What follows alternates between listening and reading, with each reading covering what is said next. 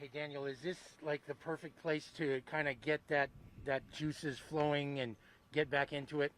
Yeah, I mean it's definitely a less challenging golf course off the tee than we see at a lot of other places around the year. But you have to hit some great iron shots, especially when the wind's blowing, and the greens are challenging. So there's nothing easy about it. But if you play well, you can make a lot of birdies, and that's a nice thing to come out when you haven't played in a while. Does it feel like this course fits your game pretty well?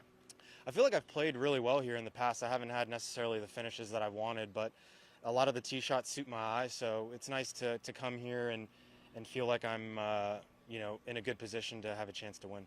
Are there any distractions when you're looking across the channel to Molokai, maybe seeing a whale or two jump out? Is that different than other places? Well, it's definitely different than other places, but to me, Hawaii is just a very peaceful place, and I love coming here and definitely circle it on the calendar whenever I have a chance to play here. Do you know which one's Molokai and which one's Lanai? I know, no, Lanai is like, is it that way? Lanai is that way? I don't know. I'm not good with islands. There's too many of them. I know we're in Maui. That's what I know. Attaboy. What, you had some club issues getting here. Yeah, didn't had some travel issues in general, but no clubs on Monday. They came, later on Tuesday. I got here on Sunday, so 2 days without the clubs. But borrowed one of the other caddies. Brett Waldman was here, so used his clubs and changed all the lies and lofts. So I got to hit balls on Monday, which was nice. And Oh, time out. You changed the lies and lofts on his on clubs? his clubs, yeah. Nice.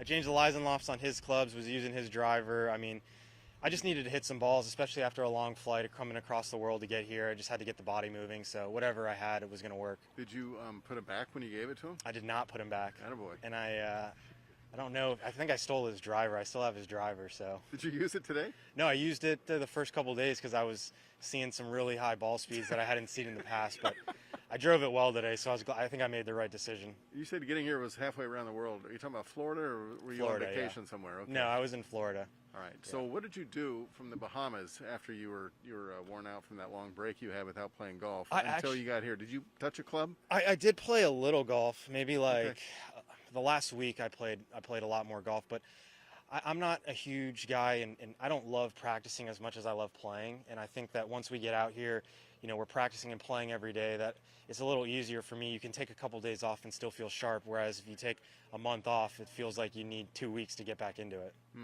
So, but I feel great now. I mean, today was a nice way to start the year.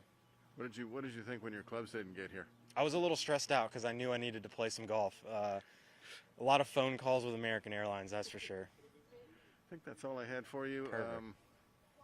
What was one of your better birdies today?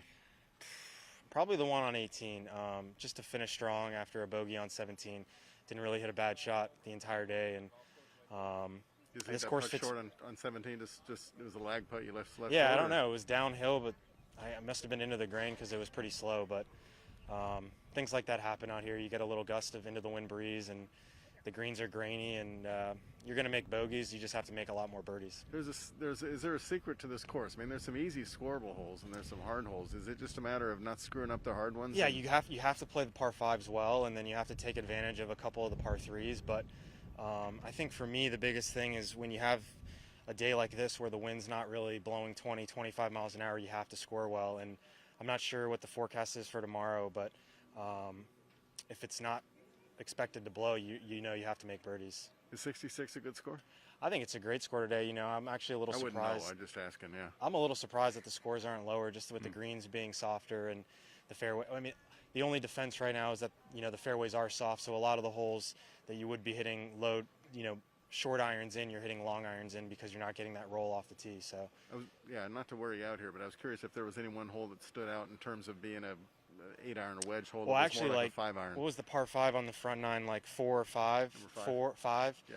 Like in the past, I remember hitting driver, 8-iron, 9-iron. I hit 5-wood and 3-wood in the practice round. So, it was a little into the wind. The fairways obviously were really soft, and even 18. I've hit 4-iron and 5-irons into 18. We hit 3-wood in today. So. Full 3-wood. Did you get there? I hit it to the front, kind of 20 yards short of the green, but yeah. What'd you do from there? Chipped it Chip to Why didn't you putt it? It's a cool Why didn't I putt putt it? Because they're too slow to putt it. All right. But yeah, it was a good day. Good luck. Go take care of those lofts and lines.